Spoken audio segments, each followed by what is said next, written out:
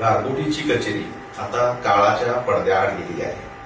पण तसं बघितलं तर भारतामध्ये जे पहिले 5 लढे आहेत प्रमुख, त्यातला हा एक महत्वाचा पहिला 5 मधला लढा, क्रांती लढा म्हणून गारगोटीचा उल्लेख केला जातो.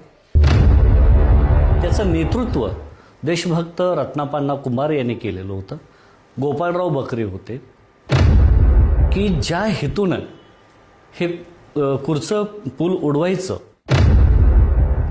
मग ती यंत्रणा कशी करायची, ते उडवायचं म्हटल्यानंतर स्फोटक पाहिजेत आपल्याकडं.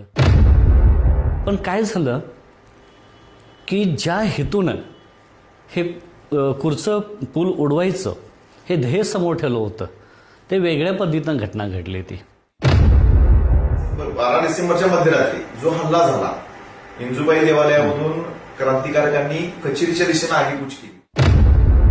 त्या गुहेमध्ये एक दगड आहे, पाषाण आहे. त्या पाषाणावरती विटा वगैरे आणलेल्या होत्या. अग्निकुंड बनवलं तिथं क्रांतिकारकांनी, आणि ते अग्निकुंड पेटवलं. तिथं शपथ घेतली गेली स्वातंत्र्याची. आणि मग अंधाराचा फायदा घेत स्वामी पुढं आले, कचेरीच्या प्रवेशद्वाराजवळ आले. गारगोटी लढा आपण बघत असताना या क्रांती लढ्यातला पहिला क्रांतिकारक, पहिले शहीद झाले.